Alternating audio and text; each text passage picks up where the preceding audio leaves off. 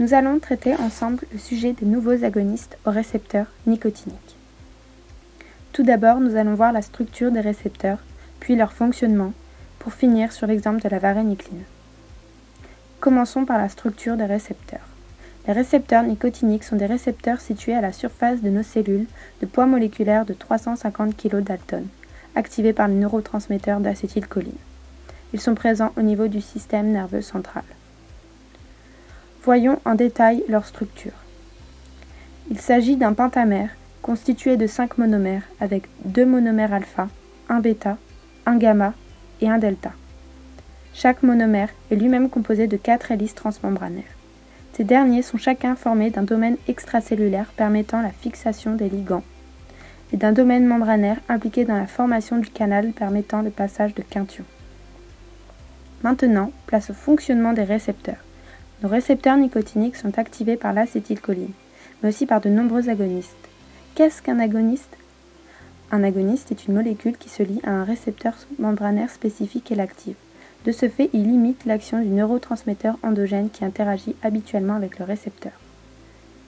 C'est le cas de la nicotine. Présente dans la plante du tabac, c'est un alcaloïde formant un composé bicyclique possédant un cycle pyridine et un cycle pyrrolidine. La nicotine passe dans le sang et atteint le cerveau en une dizaine de secondes. Dans le cerveau, la nicotine se fixe sur les récepteurs nicotiniques. Elle se substitue ainsi à l'acétylcholine. Regardons ensemble l'interaction avec le récepteur. Le site de fixation des agonistes se situe à l'interface de 2 sous-unités dans le domaine extracellulaire hydrophile. Zoomons sur ce site. Le principal site de liaison à l'agoniste se situe dans le domaine N-terminal des sous-unités de type alpha, près des 2 cystéines adjacentes en position 192 et 193 de la boucle C.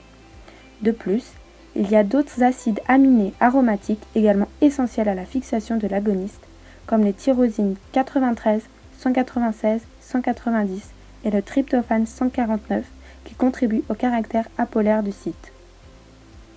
Ainsi, la fixation de nicotine entraîne l'activation des neurones du cortex préfrontal, qui est une région spécialisée et qui active le circuit de la récompense, et par conséquent la libération de dopamine entraîne une sensation de plaisir.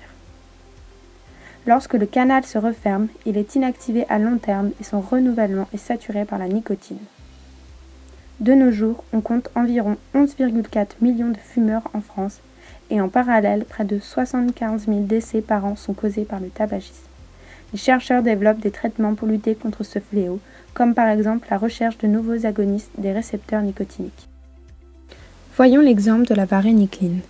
La varénicline est une molécule de formule brute C13H13N3 dont la structure s'affiche à l'image. Voyons en détail la voie de synthèse de cette molécule. Tout d'abord, la synthèse débute avec la conversion de la molécule 10 en son analogue, la molécule 8. Ensuite, on a une réaction de Diels-Alder entre la molécule 8 et la molécule 9. On obtient une oléfine. Cette dernière molécule va être convertie en son diol correspondant, la molécule 6. Un clivage oxydatif a lieu, puis une amination réductrice qui conduit à la formation de la varénicline protégée par le groupement PMB. Puis, ce groupement a été éliminé pour donner la varénicline.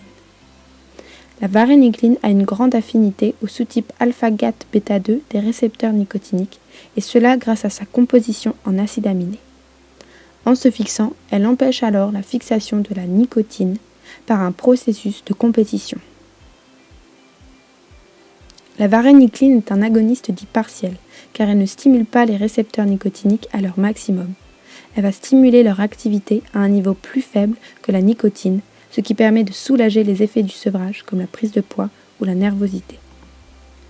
Cela entraîne donc une diminution du plaisir de fumer, qui est un critère pour arrêter la consommation de tabac, car peu de libération de dopamine. Ainsi, cette récente découverte a conduit à la mise sur le marché de la varénicline sous la forme du médicament Champix utilisé dans le sevrage tabagique. Les nouveaux agonistes font l'objet de sujets pour la recherche médicale, afin de trouver des traitements pour des pathologies liées à l'activité des récepteurs nicotiniques, comme par exemple la citizine pour le sevrage tabagique, l'épibatidine qui a une action extrêmement analgésique, la DMPP qui agit comme un hypertenseur ganglionnaire et le GTS-21 dans l'étude de la maladie d'Alzheimer ou la schizophrénie.